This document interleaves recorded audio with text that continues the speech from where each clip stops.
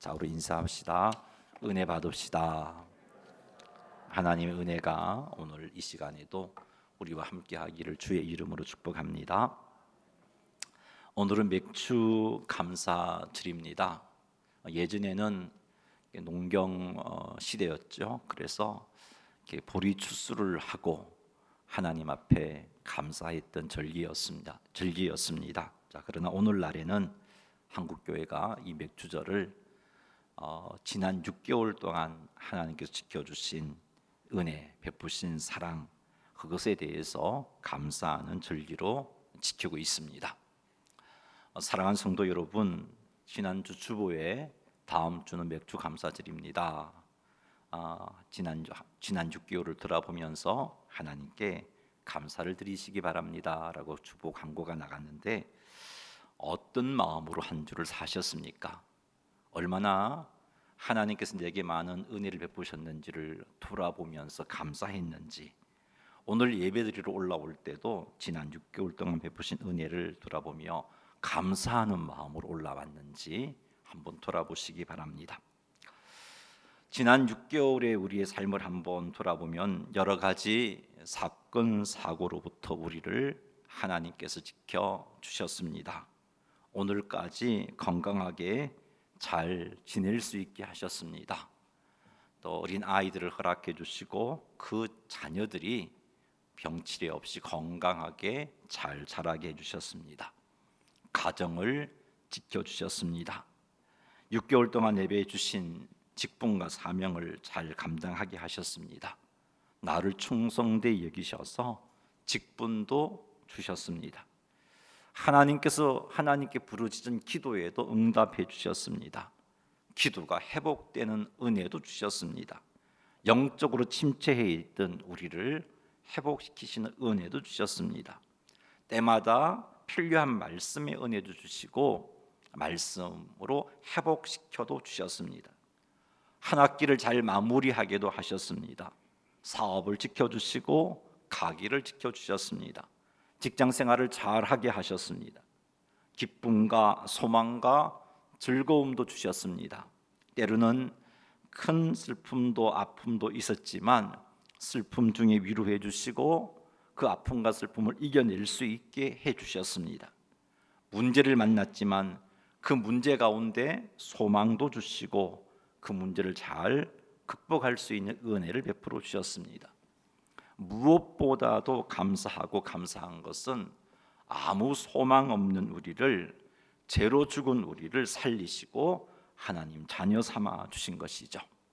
이 모든 것이 하나님의 은혜입니다. 그렇습니까? 네, 우리 지난 6개월 이런 은혜를 베풀어 주신 하나님께 감사와 찬송과 영광의 박수 한번 올려드리겠습니다. 감사합니다. 하나님 영광 받으시옵소서. 할렐루야. 자, 그런데 제가 감사할 제목을 언급을 했지만 사실 또 지난 6개월을 살펴보면 힘든 일도 있었잖아요. 현재도 그 힘든 일로 여전히 어려움을 겪고 계신 분도 계십니다. 경제적인 어려움, 건강상의 어려움, 자신의 미래에 대한 걱정과 근심, 계획했던 일들이 제대로 되지 않았음에 대해서 힘들어함, 자녀 문제, 직장 문제, 결혼 문제 등등 우리로 하여금 걱정하고 근심하게 만들고 있습니다. 자, 이렇게 문제가 우리에게 있음에도 불구하고 하나님께서는 이 모든 일에 대해서 감사하기를 원하십니다. 데살로니가전서 5장 18절 말씀 같이 한번 읽어볼까요? 범사에 감사하라. 이것이 그리스도 예수 안에서 너희를 향하신 하나님의 뜻이니라. 아멘. 범사에 감사하라. 모든 상황 속에서 감사하라는 겁니다. 좋은 상황뿐만 아니라 힘들고 어려운 상황 속에서도 감사하라는 거죠. 이것이 하나님의 뜻이다라고 말씀해주고 있습니다. 아니, 감사할 수 없는 상황인데 너무 힘들어 죽겠는데 이런 상황 속에서 하나님 감사하라고 말씀하시는 것은 하나님의 횡포가 아닌가요? 이런 생각을 할 수도 있어요.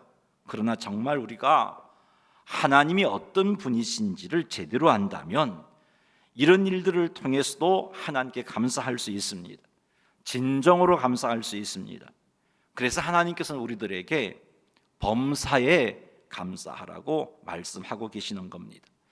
오늘은 예레미야 말씀을 통해서 범사에 감사할 수 있는 이유를 생각해 보겠습니다.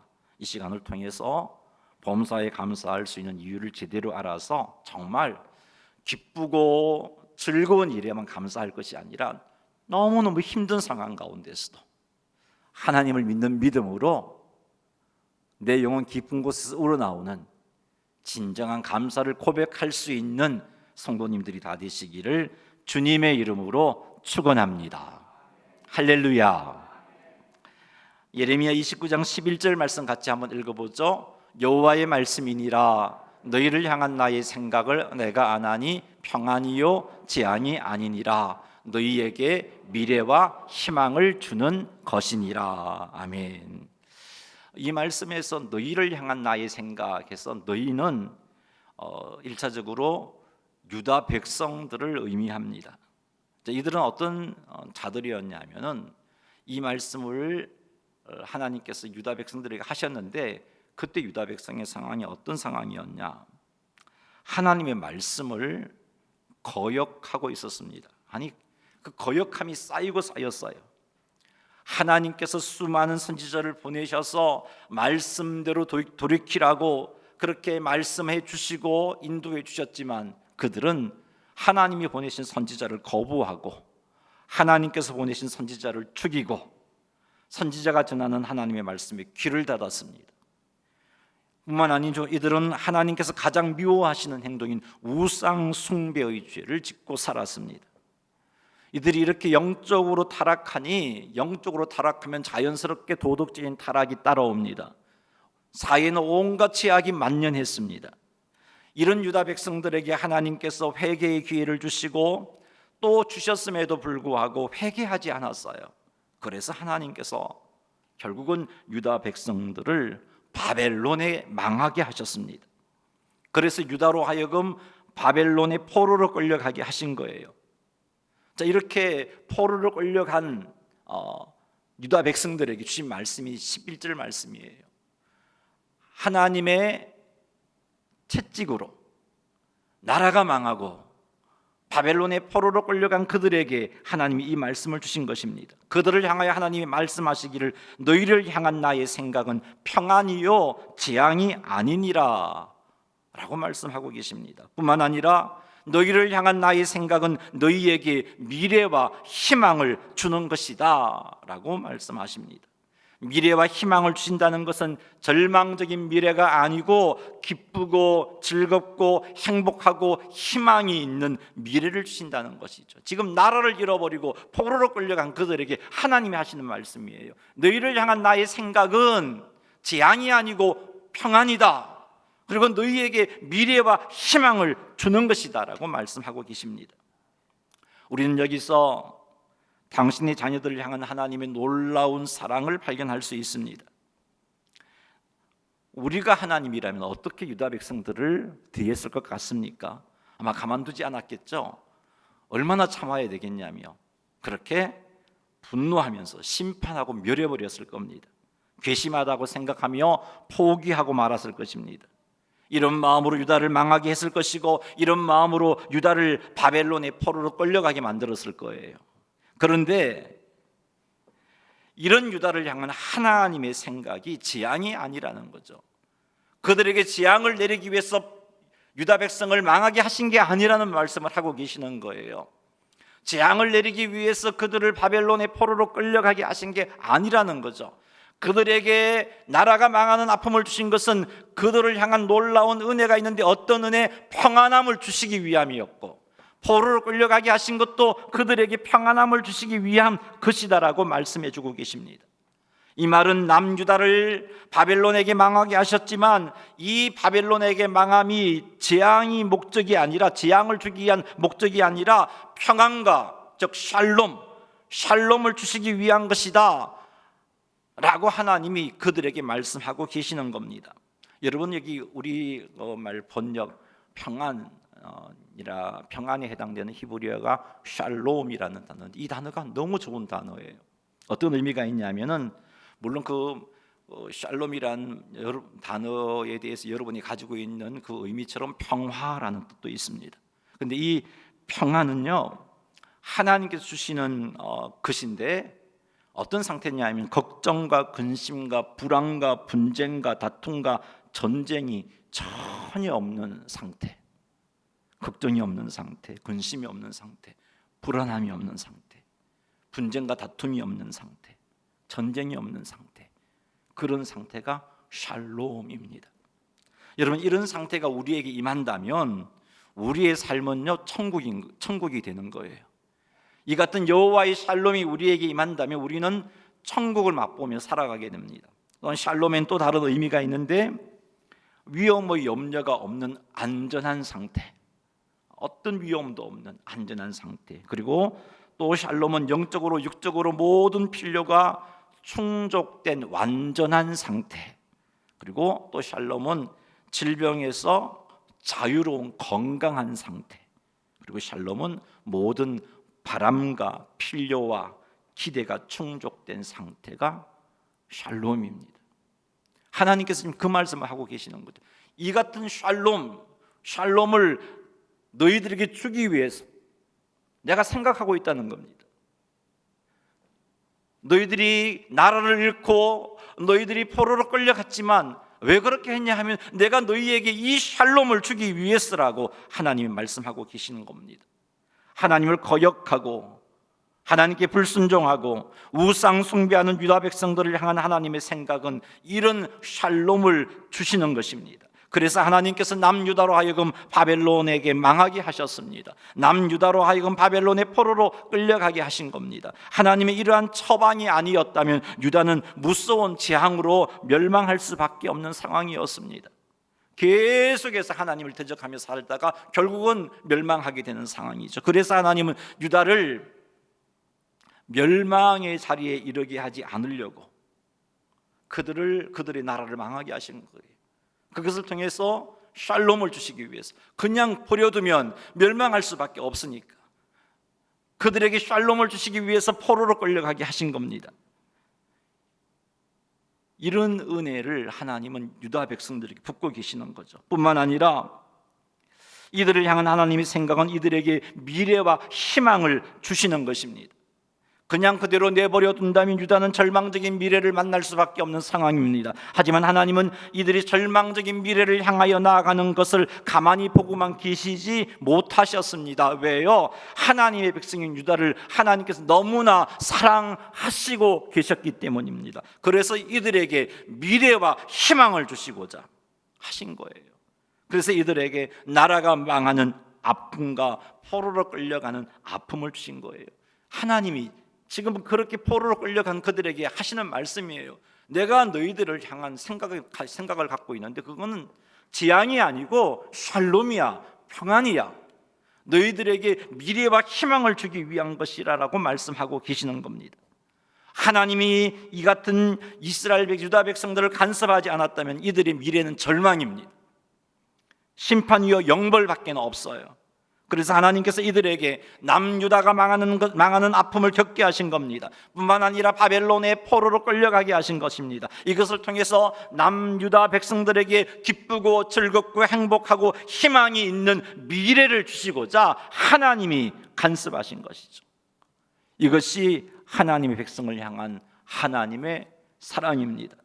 이러한 하나님의 사랑을 알고 이러한 하나님의 생각을 안다면 유다가 멸망을 당하고 포로가 끌려감에도 불구하고 유다는 소망을 품을 수 있고, 뿐만 아니라 나라가 망하고 포로로 끌려간 상황 속에서도 감사할 수가 있는 거예요. 진정으로 감사를 고백할 수 있는 거예요. 하나님이 이 같은 뜻을 안다면 하나님께 감사할 수 있는 겁니다.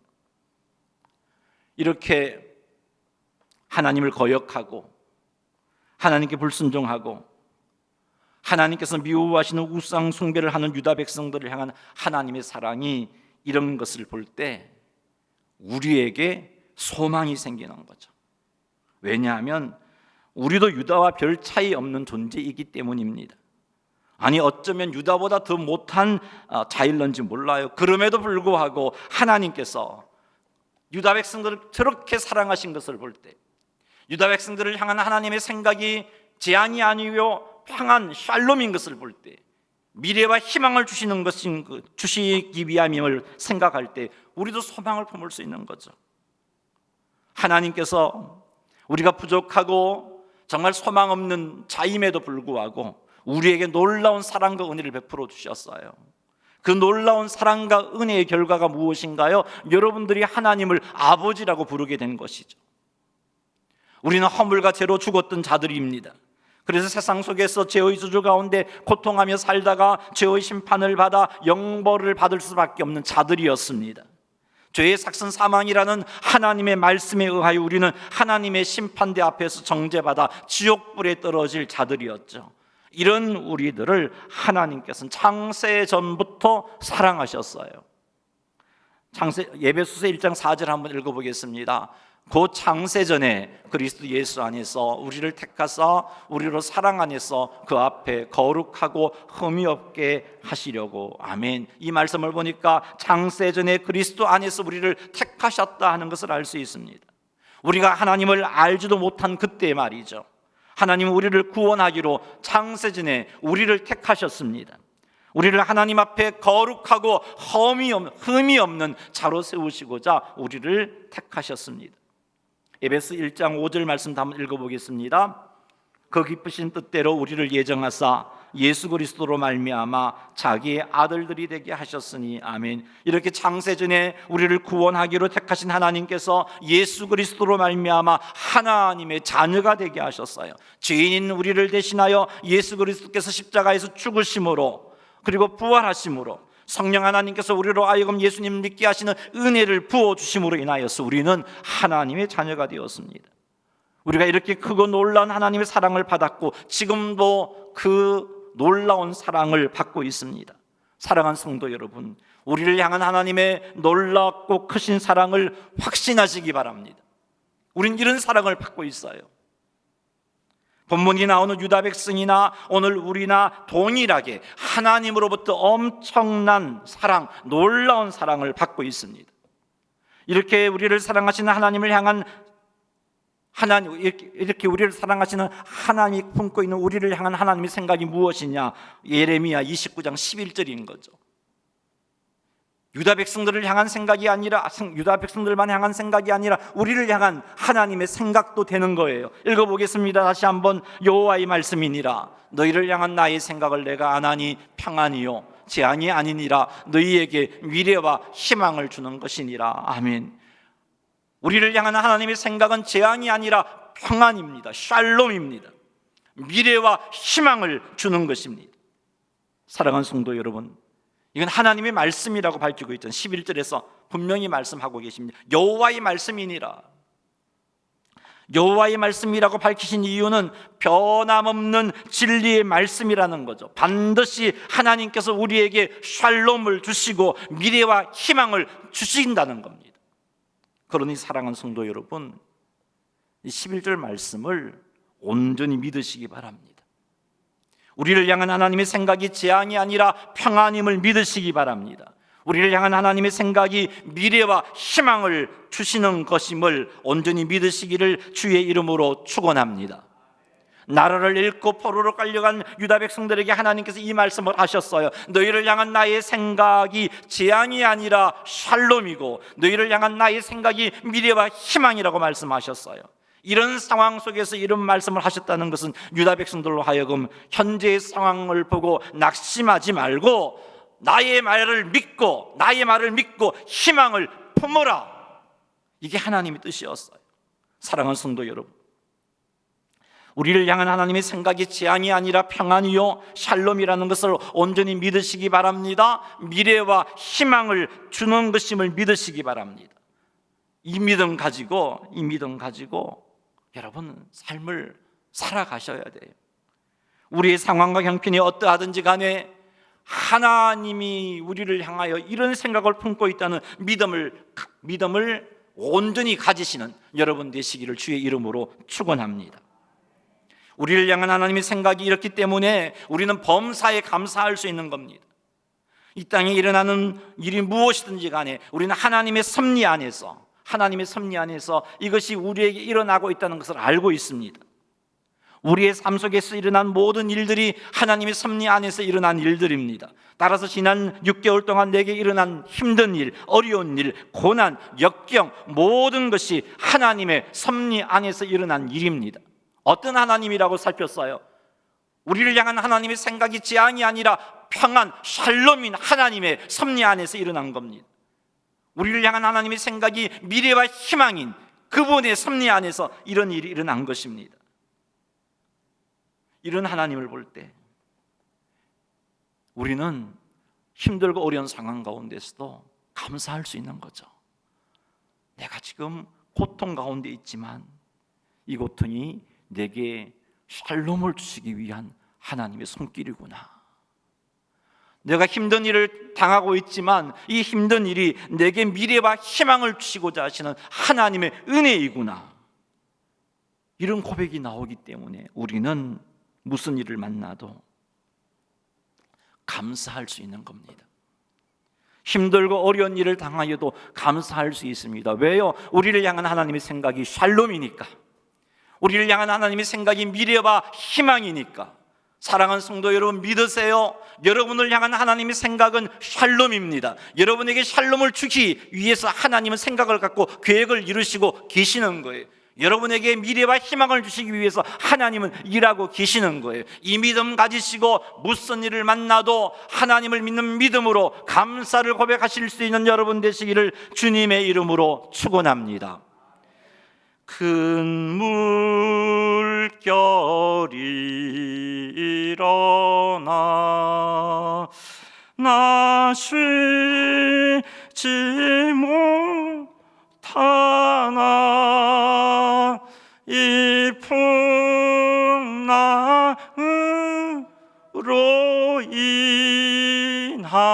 인하여 더 빨리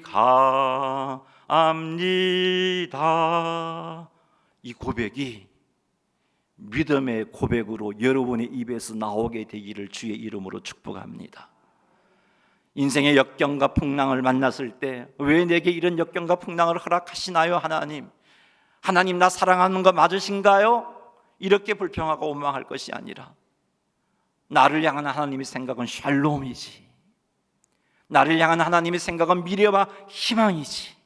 그래요, 하나님 이 풍랑을 인하여서 내게 샬롬과 미래와 희망을 주신 하나님을 생각할 때 감사하지 않을 수가 없어요. 감사하겠습니다 라고 고백할 수 있는 여러분 되시기를 주의 이름으로 축복합니다. 믿으십시오. 하나님을 믿으세요. 나를 향한 하나님의 생각이 참으로 너무나 귀하고 아름답고 좋잖아요. 이런 생각을 품으신 하나님을 믿으세요. 내게 일어난 그 힘든 일, 하나님께서 내게 샬롬을 주시기 위해서 허락하신 일임을 믿으시기 바랍니다. 내게 일어난 그 어려운 일, 고난, 하나님께서 내게 미래와 희망을 주시기 위해서 허락하신 일임을 믿으시기 바랍니다. 이 믿음으로 감사하기 바랍니다.